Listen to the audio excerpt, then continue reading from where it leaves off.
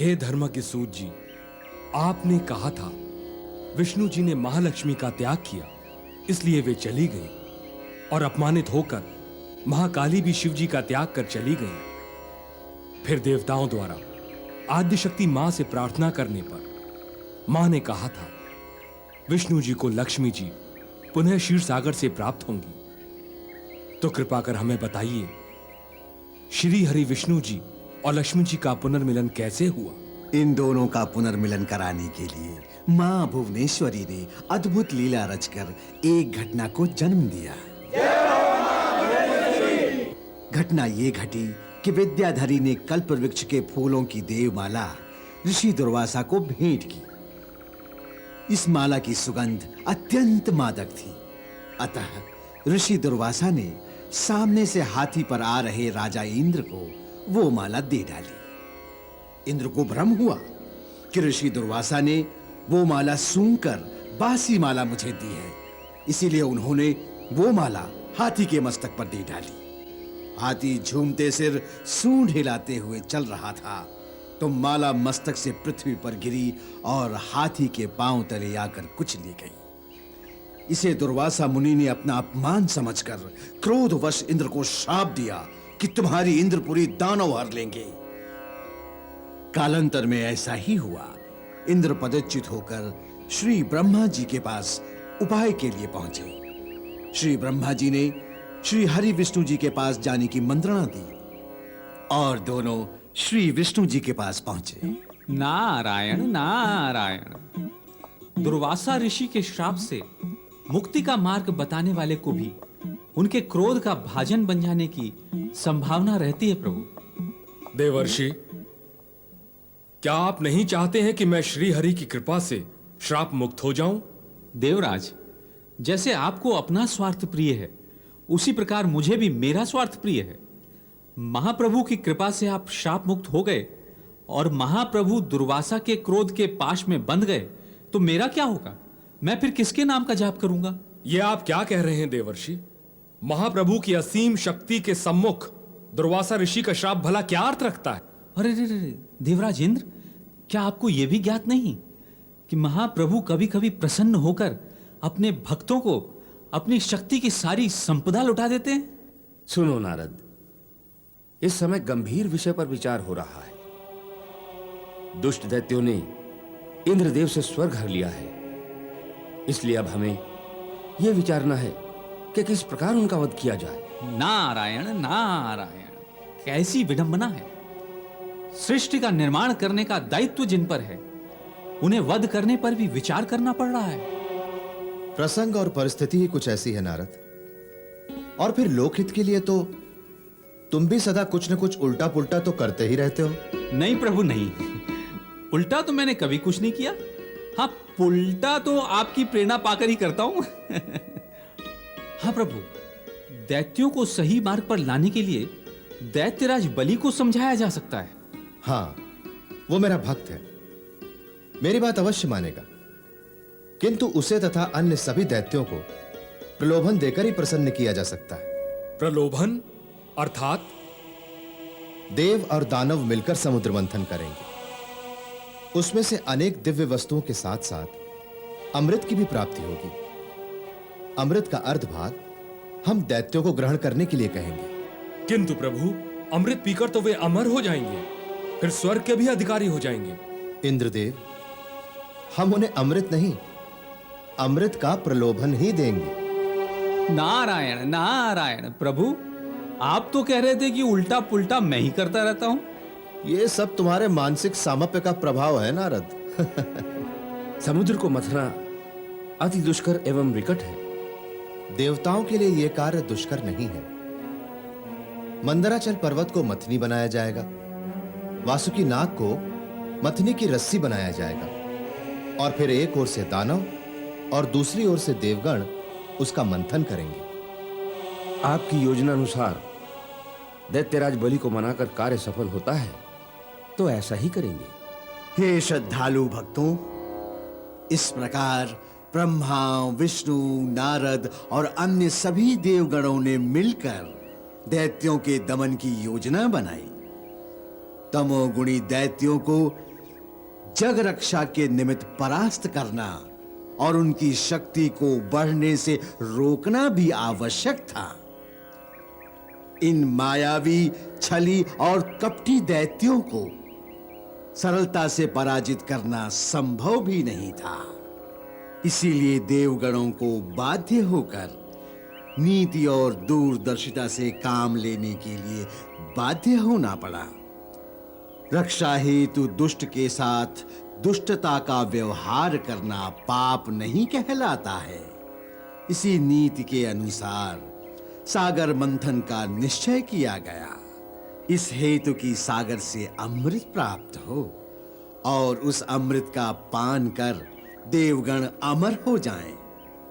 दानवों के अत्याचारों से मुक्ति और देवताओं के लिए अमरता की प्राप्ति को आवश्यक समझकर देवर्षि नारद ने अपनी योजना और लीला को विस्तार दिया। वे त्रिकालदर्शी माने जाते हैं, इसीलिए वे जा पहुंचे कैलाश पर्वत पर देवाधिदेव भोलेनाथ के पास। उस समय शिवजी ध्यान में निमग्न थे। नारायण नारायण नारायण। आओ नारद, कहाँ भ्रमण कराए? भ्रमण के लिए अब समय ही कहाँ मिलता है भोलेनाथ। समय का अभाव तो दुष्टों को होता है, हाँ, जो दिन रात कुनीति पर विचार करते हुए कुकृत्यों में लगे रहते हैं। तुम जैसे मुनि के लिए समय के अभाव का प्रश्न ही नहीं उठता, जो स्वयं नारायण को जपते हैं। देवेश्वर, आपसे क्या छिपा है? देवगण आजकल सागर मंथन की योजना बना रहे हैं, मैं भी उनके साथ व्यस्त हूं। सागर मंथन, इसकी क्या आवश्यकता आन पड़ी? लोकहित भोलेनाथ, लोकहित। सागर मंथन का लोकहित से क्या संबंध है नारद? है भोलेश्वर, सागर मंथन से दिव्य वस्तुओं की प्राप्ति होगी। सागर के भीतर इनका उपयोग नहीं है। पृथ्वी पर प्रकट होने पर इन दिव्य वस्तुओं का समुचित उपयोग हो सकेगा, विशेषकर अमृत का। समझा।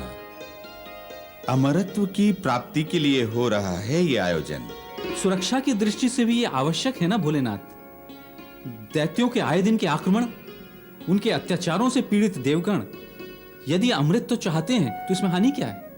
सागर मंथन सरल कार्य नहीं है नारद। इतना भव्य आयोजन है तो अन्य और भी कारण व उद्देश्य अवश्य होंगे। दुर्वासा ऋषि के श्राप से इंद्रदेव को मुक्त कराकर उन्हें पुनः इंद्रपुरी का राज दिलवाना है और देवगण का उद्धार करना है। और कुछ का ज्ञान तो मुझे नहीं है परमदेव। नारद, जिस पौधे पर सुगंधित पुष्प होते हैं उसी पौधे की जड़ में कैंचुए एवं मिट्टी की दुर्गंध भी होती है। मैं आपका अभिप्राय नहीं समझा। समय आने पर सब समझ जाओगे। किंतु मैं यह भी नहीं समझा भोलेनाथ कि सागर मंथन के लिए विचार करने वाली देव सभा में आप क्यों नहीं पधारे? वहां ब्रह्मा जी, श्री हरि विष्णु जी तथा इंद्रदेव सभी उपस्थित थे। संभवतः उस समय मेरी वहां आवश्यकता नहीं होगी। उस समय ना सही, भविष्य में अवश्य होगी। आप तो त्रिकालदर्शी हैं। तुम भी हो, इतना ज्ञान तो तुम्हें भी है। मैं आपके सामने अपना ज्ञान बखानने की धृष्टता कैसे कर सकता हूं? आज्ञा दें देवेश्वर, राजा बलि के पास जाकर भविष्य की योजना की रूपरेखा बनानी है। यूं क्यों नहीं कहते कि नारद लीला रचानी है?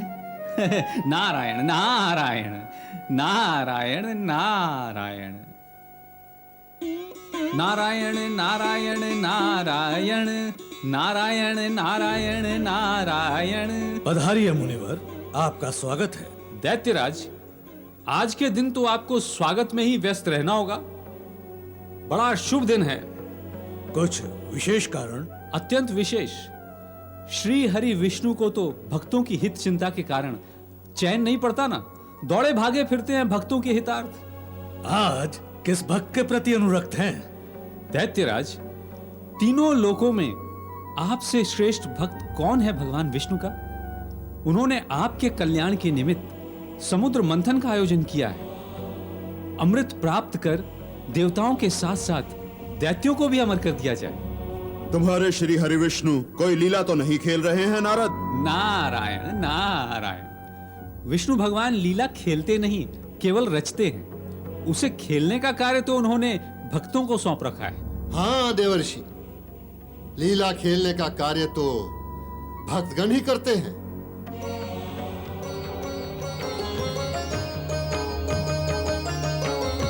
अहो भाग्य मेरे, स्वयं श्री हरि विष्णु भगवान सृष्टि के सृजनहार ब्रह्मा जी को साथ लेकर पधारे हैं। बलि का सादर नमन। कल्याण भव, शुभम भव। स्वस्थाने उपविशय।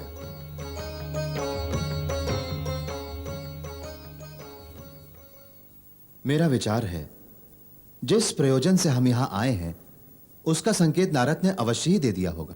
प्रभु, मेरी ये शिखा आपकी दया से सदैव सतर्क खड़ी रहती है। आपकी इच्छा शक्ति संदेश बनकर समाचार केंद्र रूपी मेरे हृदय में उतर जाती है और मैं वाणी द्वारा जन जन को सुना देता हूं। क्यों नहीं, देवलोक के एकमात्र वैज्ञानिक तुम ही हो। अरे पहले ये तो बताओ, मूल विषय क्या है? यही कि समुद्र मंथन द्वारा अमृत प्राप्त किया जाए, जिसका आधा भाग देवगण और दैत्यगण शेष आधा ग्रहण करें। किंतु उस मंथन से विष भी तो निकलेगा। उसे भी आधा आधा बांट लिया जाएगा। न्याय और नीति भी यही कहते हैं कि अमृत में बराबर का भाग रहेगा तो विष में भी भाग बराबर ही रहेगा। क्यों दैत्यराज, मैंने कुछ अनुचित कहा? नहीं देवर्षि, श्री हरि भगवान विष्णु की इच्छा से जो भी होगा वो उचित ही होगा। गुरुदेव, आप मौन क्यों हैं? इस विषय पर आप अपना मत प्रकट करें। अमर होने के लिए यदि दैत्यों को अमृत का आधा भाग प्राप्त होता है तो विष का आधा भाग भी नीति के अनुसार ग्रहण करना ही होगा। ये कार्य निर्विघ्न और निष्कपट भाव से पूर्ण हो तो सभी का कल्याण है। दानव गुरु शुक्राचार्य जी, आपको विघ्न और कपट की गंध कहां से आ गई? कटु अनुभवों से। ओ, समुद्र मंथन के अवसर पर आपको मधुर अनुभव होंगे दानव गुरु शुक्राचार्य जी। यह भी सुन लो, मैं अपना अधिकार किसी भी मूल्य पर त्यागूंगा नहीं। नारायण नारायण। दैत्यराज, आपके अधिकारों में तो वृद्धि हो रही है, आप चिंता में क्यों पड़ जाते हैं? बलिराज, आप दैत्यराज का मार्गदर्शन करें। इनका मन भय और भ्रम से भ्रमित है। नहीं नारद, दैत्यराज तनिक भी भ्रमित नहीं है। इन्हें विश्वास है जो भी होगा वो मंगल और कल्याण के निमित्त ही होगा। निश्चय ही महाप्रभु, मुझे पूर्ण विश्वास है सब शुभ होगा। आप आज्ञा करें, दैत्य अपनी अपरिमित शक्ति के बल पर मंदराचल पर्वत को उखाड़ लाएंगे। ये कार्य गरुड़ करेंगे। तो हे ऋषिगणों, शिव जी का कथन सिद्ध हुआ। देवर्षि नारद ने दैत्यराज बलि के सम्मुख अपनी लीला का चमत्कार दिखा ही दिया। दैत्यों के गुरु शुक्राचार्य ने उनकी लीला को ताड़ भी लिया, किंतु देवर्षि की वाक चतुरता के सामने शुक्राचार्य की चेतना व्यर्थ सिद्ध हुई और राजा बलि भगवान विष्णु के कहने तथा देवर्षि के उकसाने पर सागर मंथन के लिए तैयार हो गए। मंदराचल पर्वत को लाने का कार्य भगवान विष्णु ने गरुड़ को सौंपा, तो गरुड़ अपनी पीठ पर मंदराचल पर्वत को उठा लाए और तब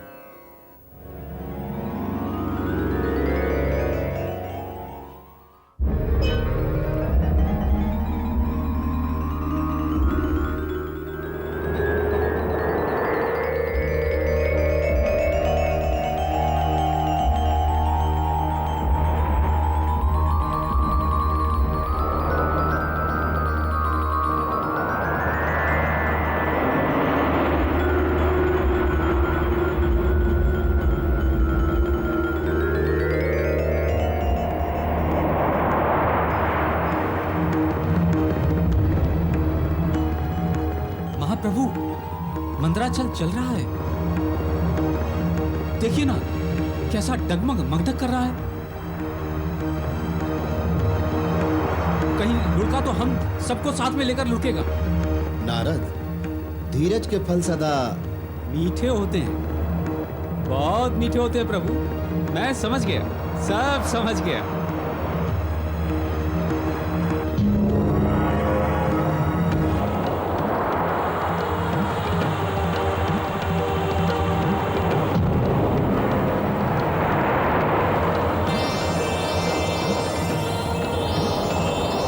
कुर्मावतार श्री हरि विष्णु जी को कोटि कोटि प्रणाम।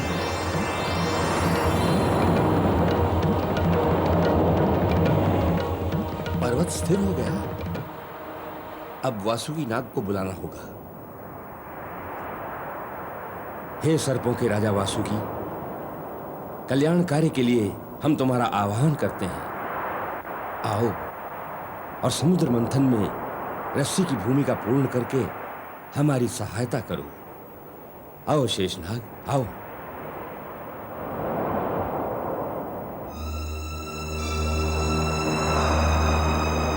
अरे वासुकी नाग नहीं आए, वासुकी नाग नहीं आए।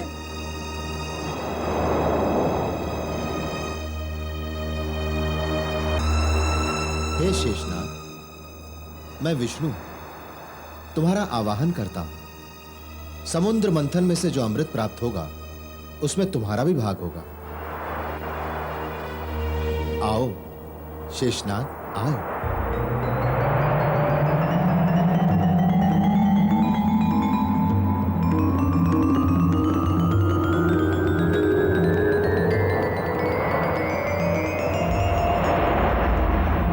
वासुकी नाग आ गए, शेषनाग वासुकी आ गए। अब हम मंथन आरंभ करेंगे। देवगण नाग के मुंह की ओर रहेंगे और दैत्यगण पूंछ की ओर। नारायण नारायण। अरे भद्रजनों, अपना हित अहित तो विचारो। पूंछ को तो अपशकुन माना गया है। यदि दैत्यगणों ने पूंछ को ही थाम लिया तो विधाता ही कल्याण करें। यदि ऐसा है तो दैत्यगण पूंछ की ओर क्यों रहेंगे? हम मुंह की ओर रहेंगे। हम मुंह की ओर रहेंगे। जैसी दैत्यगण की इच्छा, अपना अपना स्थान ग्रहण करें। देवगण पूंछ की ओर रहेंगे। हाँ, विश्व कल्याण भी इसी में है।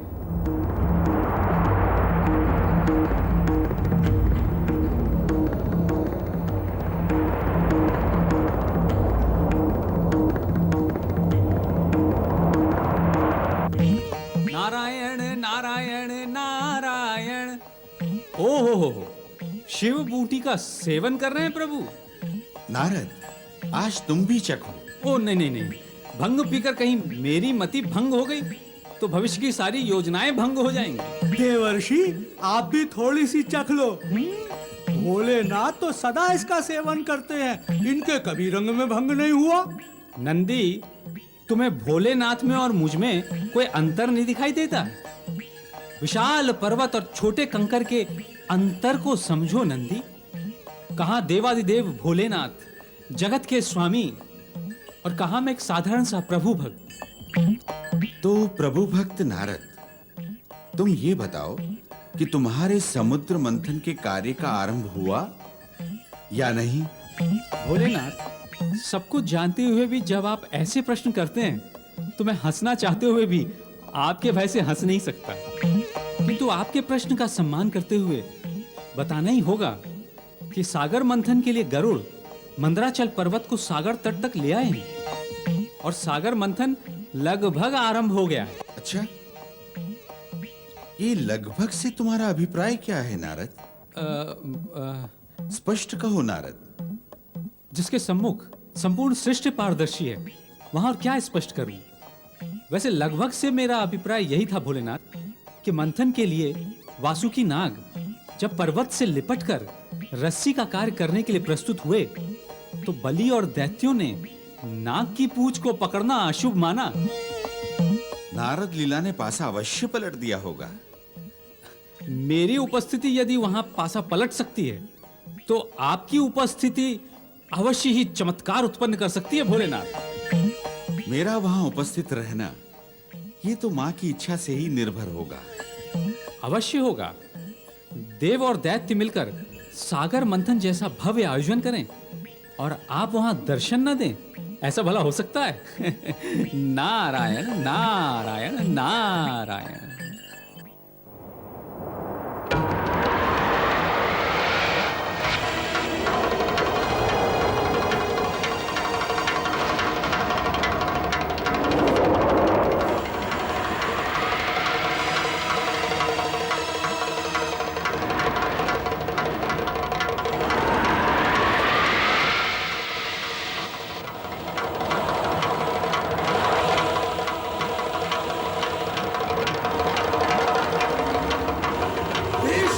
विष निकला, विष, विष निकला, विष, विष विष अलाहल लाहल कालकूट।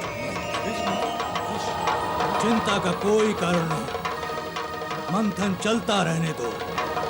विष पुनः सागर में समा जाएगा। नहीं बलिक नहीं, ये विष मंथन का परिणाम है। मंथन से उभर कर आया हुआ पदार्थ पुनः मूल में नहीं समा सकता। इसे हम में से किसी को तो ग्रहण करना ही होगा। नारायण नारायण। जो नीति निश्चित की गई है उसके अनुसार तो दोनों को ही आधा आधा विष ग्रहण करना चाहिए। ग्रहण करना चाहिए? किस लिए? मृत्यु के मुख में जाने के लिए।